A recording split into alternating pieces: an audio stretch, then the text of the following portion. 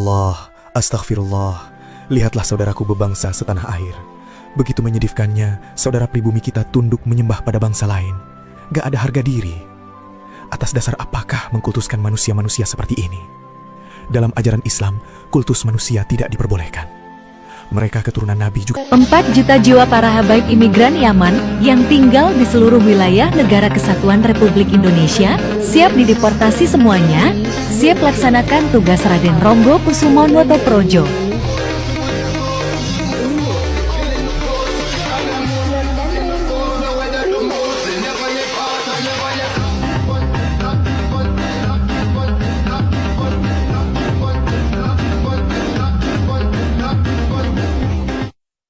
Kakek buyut Lutfi bin Yahya bukan pahlawan. 30 Agustus 1886, Usman bin Yahya Al-Alawi di Batavia kirim surat kepada Christian Snoek Oorgroenje di Leiden. Isinya mengingatkan guru tarekat dan jamaahnya, musuh paling bahaya bagi kolonial Belanda. Snoek terkesan sampai beri pujian, seorang Arab seperti Usman lebih berharga daripada sekian bupati yang liberal. Lalu Usman pun ngemis agar Snoek minta Belanda beli buku-buku karyanya untuk disebarkan. Usman juga memohon bisa mendapat jabatan. 8 Juli 1888, Usman surati Snoek lagi. Isinya ia siap mengabdi. Ia berhasrat jadi penasihat. Mei 1889, Snoek berlayar ke Jawa. Bertemu Usman di Batavia. Juni 1890, Snoek bujuk Gubernur Jenderal dan promosikan Usman. 3 Mei 1891, Usman resmi diangkat sebagai penasihat kehormatan urusan Arab. Rupanya ada gaji 220 guilder setiap bulan untuk Usman. Ternyata kakek Lutfi bin Yahya adalah seorang antek Belanda, penjahat bangsa. Nggak usah nunggu 100 tahun, 50 tahun ke depan kalau hari ini kita tidak suarakan. Mungkin sejarah yang akan dinikmati oleh anak-anak kita itu akan berbelok kepada sejarah Yaman semua, sejarah Bahlawi semua. Para pahlawan itu bisa akan menjadi Bahlawi semua. Dan kemudian kita akan menjadi bangsa inferior yang nanti anak cucu kita akan mengumpat kita sebagai kakek mereka, sebagai kakek-kakek yang tidak mempunyai rasa tanggung jawab terhadap negara. Buktinya bahwa pahlawan-pahlawan semuanya adalah orang-orang Yaman, bahwa pahlawan-pahlawan negara kita yang makamnya dijarahi orang, yang makamnya dihormati, semuanya adalah dari Bahlawi. Orang Jawa, orang Sunda, orang Dayak, orang Batak, semuanya itu tidak lagi dibanggakan oleh anak keturunan mereka di masa yang akan datang. Nah, kemudian bangsa kita ke depan akan menjadi bangsa inferior yang akan menjadi budak dari bangsa lain. Kalau kata Habib Rizik, karena yang ngajar ngaji orang Yaman. Kamu kan baru datang kemarin. Orang Hadramaut itu datang ke sini tahun 1850-an. Islam masuk tahun 1400. Sudah diajari ngaji. Saya nggak rela kalau kasus di Pati atau di mana itu dikatakan kasusnya Kiai NU. Mengapa? Dia satu, nggak memenuhi syarat untuk disebut kiai. Tapi jenenge medsos pengen memojokkan NU, menunggu lo Kiai NU, menunggu lo Kiai NU. Padahal durung mesti. Soal menentang kita menentang, soal ingkar kita ingkar, soal nggak setuju kita sangat marah, kita nggak setuju. Soal mengutuk kita sangat mengutuk. Tapi ojo ngegabyah uyah nyalahne wong kono kene tanpa diidentifikasi, tanpa diklasifikasi, diverifikasi. Engkau khawatir menuduh orang yang tidak seharusnya dituduh. Allahumma shalli ala sayyidina Muhammad. Terus dia orang Indonesia. Koruptor juga banyak orang Indonesia. Membunuh, nyolong, rampok juga banyak orang Indonesia. Tentu kita menentang itu semua. Dan meskipun kita menentang itu semua, tidak harus kita nyun sewu mensikapi itu semua. Ayo keluar dari Indonesia. Gara-gara Indonesia ono sing mata ini ngerampok satu galane. Terus kui ngakune ya wong Islam. Yang di Jawa Barat tempo hari ngakune ya Islam. Yang di Jember ngakune ya Islam. Yang di Sumatera mana tempo hari ngakunya juga Islam. Kalau ada oknum Islam ngelakoni ngoten niku, kita tentang iya. Tapi bukan berarti kita terus keluar dari Islam. Mereka umat Nabi Muhammad SAW. Kita harus menentang karena perbuatan itu keliru. Tapi bukan berarti kita menyatakan wis ra usah dadi umate Kanjeng Nabi. Ojo ngono. Mungkin dia ikut Syafi'i, mungkin. Mungkin dia ikut Asy'ari, mungkin. Tapi ketika ada salah satu pengikut Syafi'i, pengikut Asy'ari, melakukan kejahatan seperti itu, nggak perlu kita menyatakan, wes ras Syafi'i-Syafi'ian ojo ngono. Wes ora ahlus sunnah ojo ngono. Salahnya dia bukan berarti Imam Syafi'i salah. Salahnya dia bukan berarti Syekh Abdul Qadir salah. Ya salahnya dia.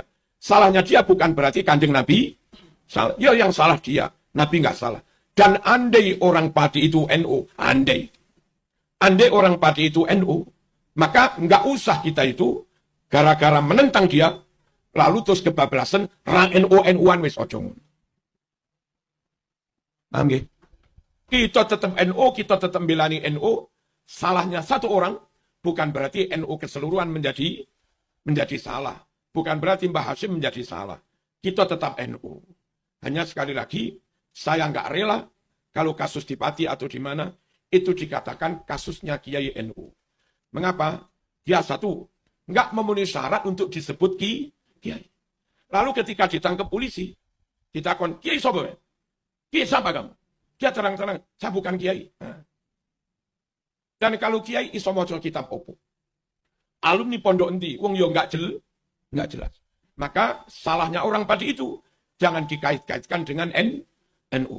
Wong dulu mesti NU sebab acara rutinan sholawatan yang diundang kelompok Kidule Saudi. Bukan Kiai. NU. Terus kula tingali logo pondoke lek kaya NU mriki barang kan enten bintang songo. Lah gitu. Ngen kula nggih enten bintang songo.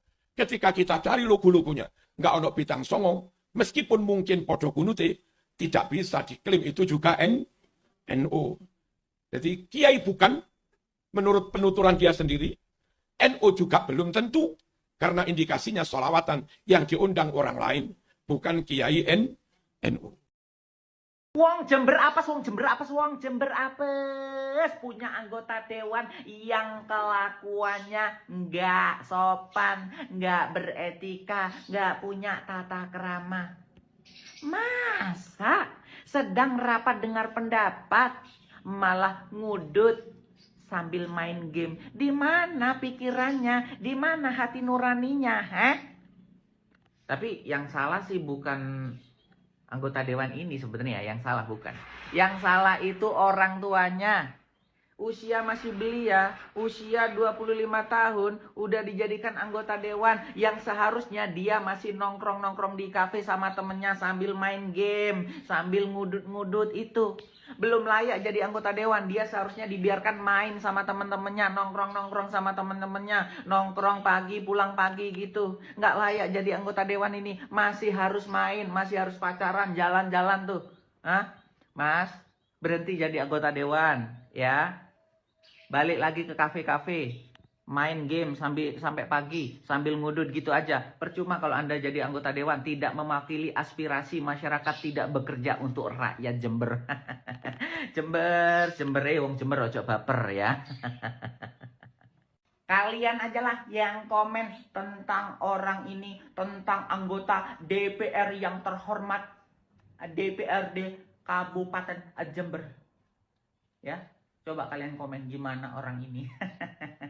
Ya terserah kalian mau komen fisiknya, komen kinerjanya, komen apanya, terserah.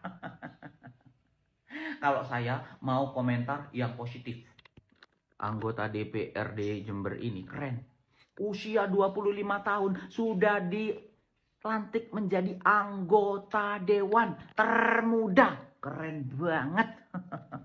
Sekolahnya pasti pinter, sekolahnya pasti berprestasi. Karena di usia 25 tahun udah jadi anggota dewan. Tapi sayangnya dia kayaknya terlalu muda menjadi anggota dewan. Sehingga masa remajanya habis. Ini seharusnya anggota dewan ini masih menikmati masa remaja. Masa anak muda yang nongkrong di kafe, nongkrong di diskotik, nongkrong di karaoke, nongkrong di tempat biliar, sambil ngudut, sambil main game, gitu seharusnya. Ya, kalau dia udah siap menjadi anggota dewan, melayani rakyat, mewakili aspirasi rakyat, tidak mungkin ngerokok sambil main game di saat rapat. Gitu. Ya. Ya terserah kalian lah. Warga Jember terutama Kencong, Jombang, Gumuk Mas, dan Puger mau milih lagi nggak anggota dewan ini? Ya kalau milih anggota dewan itu jangan karena anaknya siapa, keluarganya siapa, tapi kinerjanya gimana. Percuma anaknya ini, keluarganya ini, tapi kinerjanya kayak gini. Gue pikir nggak ada yang lebih dungu dari anggota dewan yang tidur saat rapat atau orang yang naik motor sambil ngerokok. Nah ini malah combo say. Udah rapat sambil main games ditambah ngerokok. Dung. Udah viral baru minta maaf. Basi, ye. Coba dah sekali-kali minta maaf terus mengundurkan diri. Di Indonesia ini, kalau mau jadi pejabat, nggak perlu pintar. Cukup jadi penjilat, pura-pura budek, sama nggak tahu malu.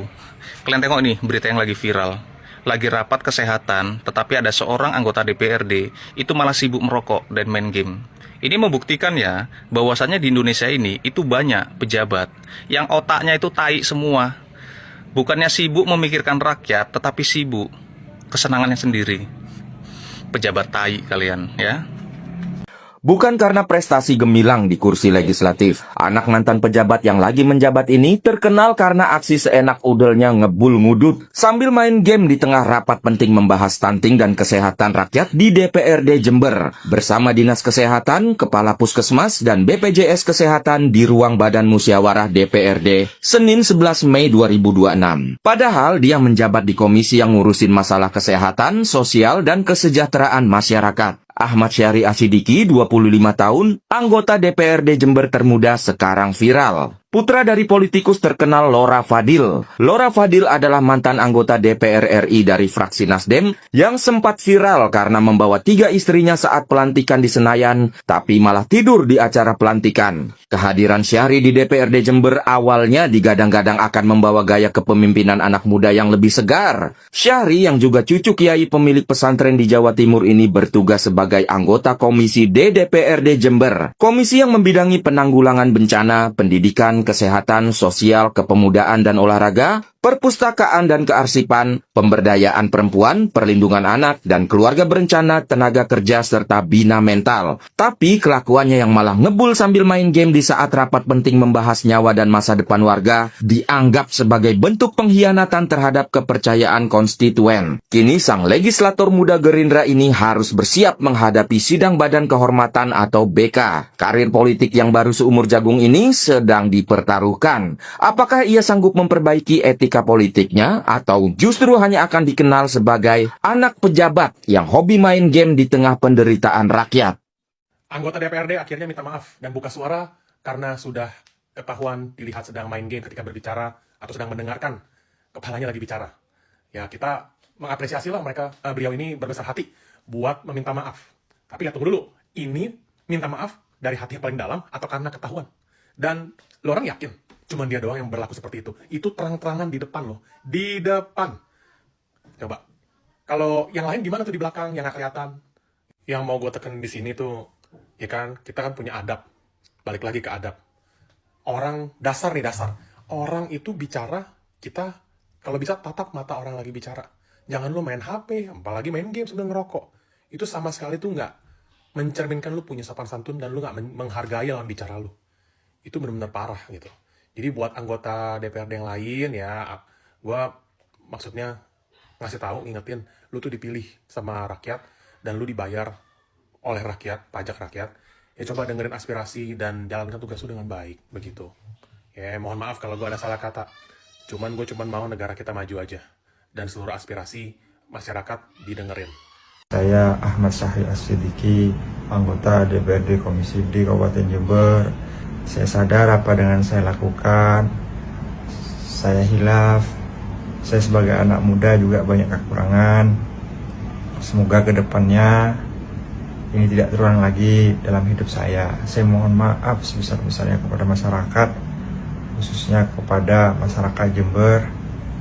Ini pembelajaran dalam hidup saya. Warga Jember gimana nih? Mau nggak maafin anggota dewan yang sudah merokok dan main game saat rapat penting ini? Mau nggak maafin? Terutama warga Jombang, Kencong, Gumuk Mas, dan Puger. Kalian yang milih dia. Mau maafin nggak? Ini aku mewakili anggota dewan itu. Maafin dong, tolong maafin. Maafin, kasihan. Kasihan kalau sampai diberhentikan dari dewan. Mau kerja apa dia?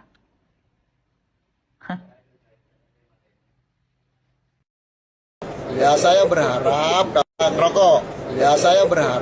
kawan-kawan, saya ini kaget, saya 10 tahun jadi anggota DPR Provinsi Jawa Timur, kalau paripurna nggak ada yang rokok.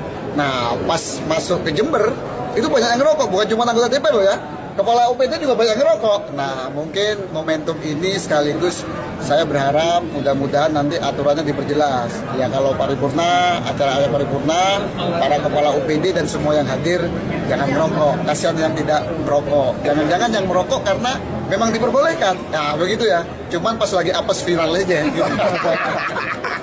Inilah akibat jika bocah dijadikan pejabat. Ya kayak anggota DPRD Jember ini, orang lain sibuk ngebahas tentang kesehatan dan stunting yang ada di Jember. Dia malah sibuk main game. Ditambah rokok lagi kan. Nyala rokoknya. Dikiranya lagi duduk di warung makan kali. Modelan kayak gini belum tentu juga paham apa yang lagi dibahas di ruang rapat. Datang ke situ ya paling cuman nampangin mukanya yang gak seberapa itu paling. Ngisi absen aja. Biar nggak merah absennya, biar cair gajinya. Ya kayak ginilah kalau bocah dijadikan pejabat. Kalau mau jadi polisi atau mau jadi dokter, ada tes khususnya, ada pelajaran khususnya, ada sekolah khususnya. Tapi kalau mau jadi pejabat, nggak ada. Kalau mau jadi pejabat, cukup siapin duit, pasang spanduk yang besar, plus senyum yang lebar, senyum penuh kebohongan, plus tulisan janji-janji. Saya berjanji, jika saya terpilih, saya akan bekerja keras, biar balik modal. Salah ya. Pokoknya kayak itulah, ada janji-janjinya gitu. Tak mau janji apalah. Itu kalau mau jadi pejabat. Tapi kalau masih bocah, mau jadi pejabat, cukup pakai apalah. Pakai celana dalam kek, pakai kaos dalam kek. Yang penting jadi pejabat. Kalian masih ingat Ferel Bramasta yang saat mengunjungi bencana pakai rompi anti peluru? Ya satu angkatan sama anggota DPRD Jember ini. Bocah-bocah ini kan belum tahu, belum paham tentang kepantasan. Pantas enggak main game di ruang rapat? Pantas enggak pakai baju anti peluru saat mengunjungi bencana? Tapi kalau ngomongin tentang kepantasan, ada satu lagi yang udah tua, anggota MPR, tapi belum tahu juga tentang kepantasan sampai sekarang. Kalian tahu siapa?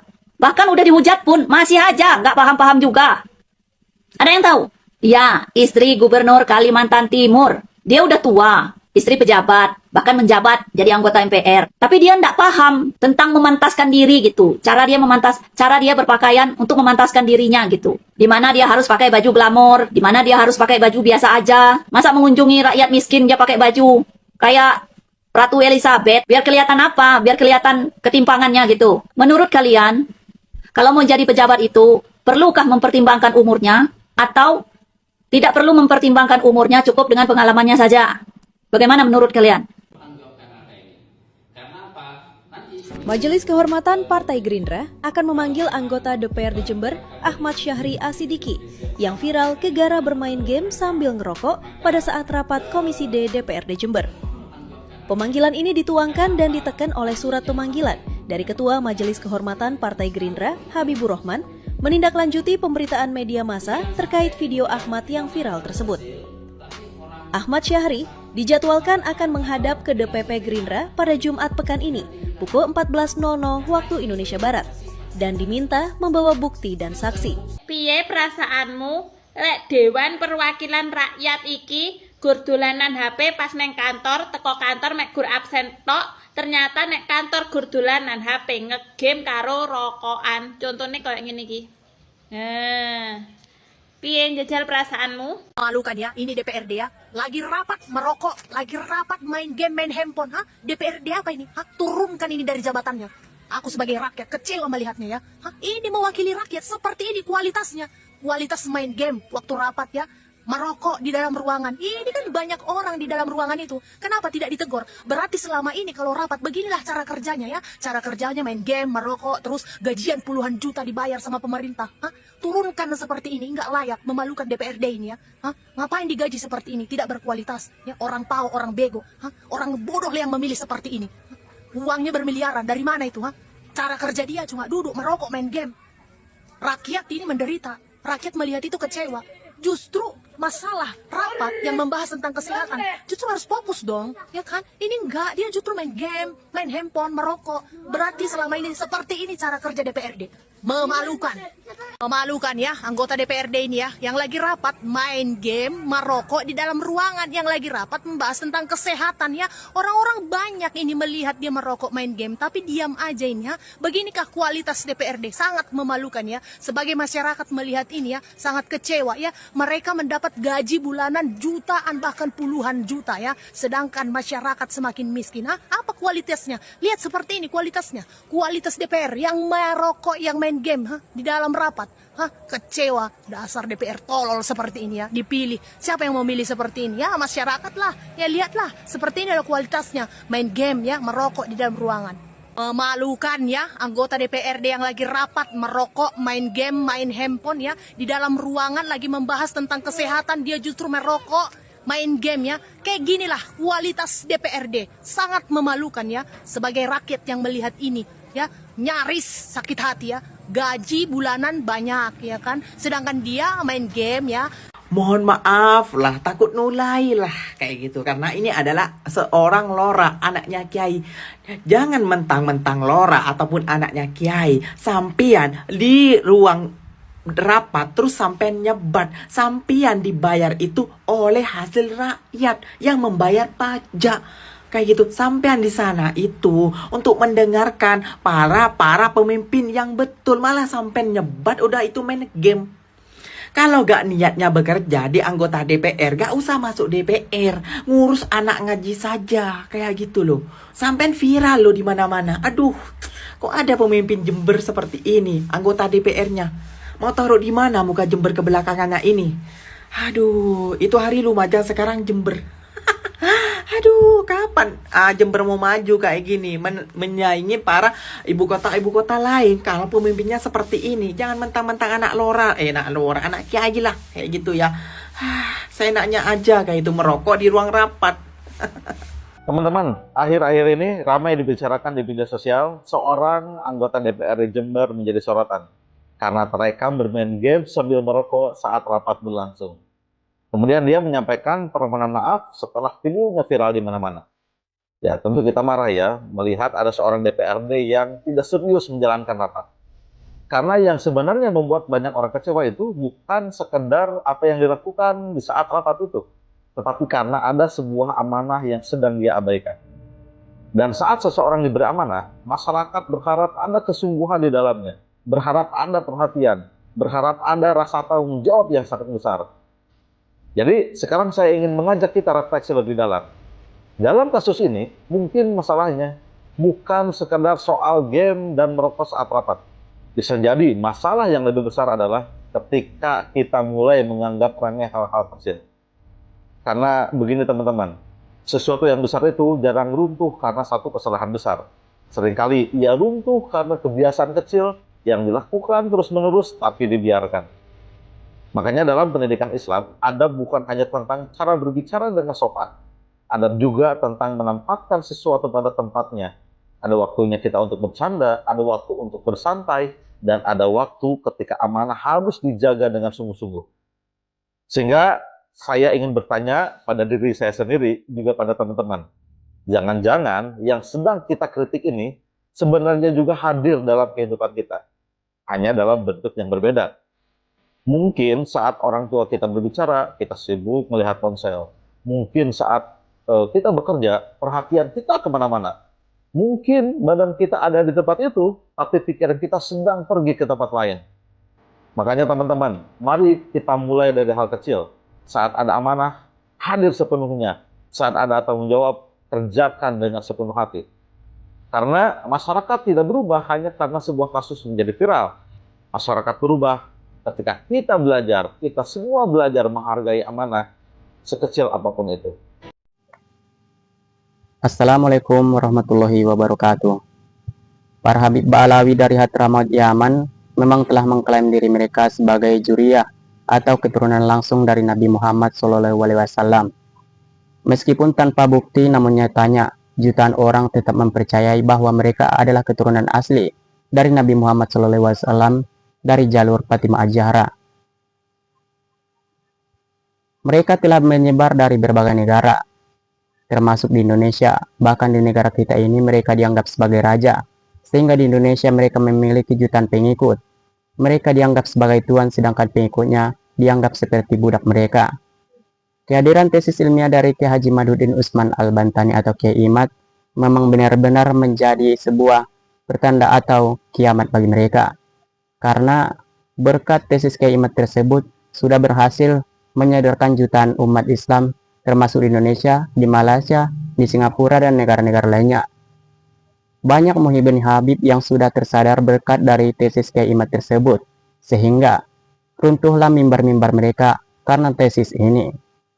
Tesis Kiai Imad adalah kesimpulan ilmiah filosofis yang menyatakan bahwa nasab Bani Ba'alawi atau nasabnya para Habib Ba'alawi di Indonesia, termasuk di negara-negara lainnya,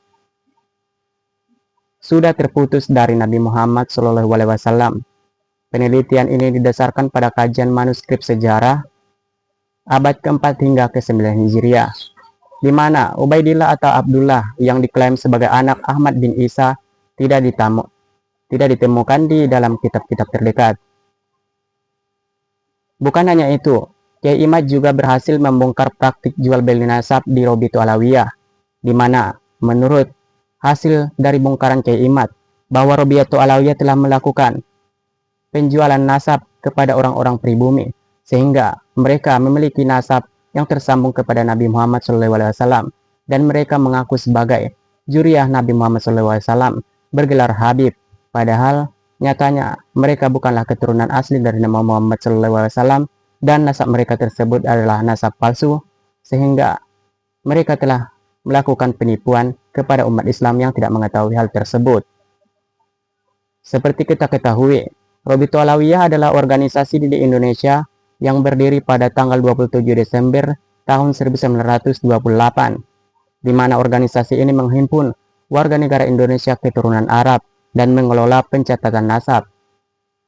Kita lanjut kepada pembahasan awal. Ada banyak bukti bahwa para Habib di Indonesia atau Bani Ba'alawi sama sekali bukanlah keturunan atau juriyah dari Nabi Muhammad SAW. Yang pertama, seperti kesenjangan sejarah. Kritik ulama terletak pada kekosongan catatan sejarah selama berabad-abad. Tokoh kunci silsilah adalah Ubaidillah, yang diklaim sebagai putra Ahmad bin Isa al-Muhajir. Yang kedua, seperti hasil tes DNA.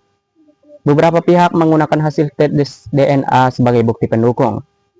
Haplogroup sebagai hasil tes DNA dari individu yang mengklaim bahwa keturunan Ba'alawi menunjukkan haplogroup G atau J2. Sementara ada teori yang menyatakan bahwa garis keturunan Nabi seharusnya berada pada haplogroup J1L859. Dan masih banyak lagi bukti-bukti yang sangat kuat bahwa para Habib Ba'alawi di seluruh dunia termasuk di Indonesia ini bukanlah keturunan dari Nabi Muhammad SAW, dan mereka itu hanya mengaku-ngaku saja atau nasab mereka hanya palsu. Meskipun mereka menyebar di seluruh dunia dan masih banyak yang mempercayainya, setidaknya kita tidak boleh percaya, karena sebagaimana dengan penjelasan Kiai Imad, haram mengakui bahwa Habib Ba'alawi itu adalah keturunan Nabi Muhammad SAW, sebab tidak ditemukan bukti bahwa mereka adalah keturunan langsung dari Nabi Muhammad SAW.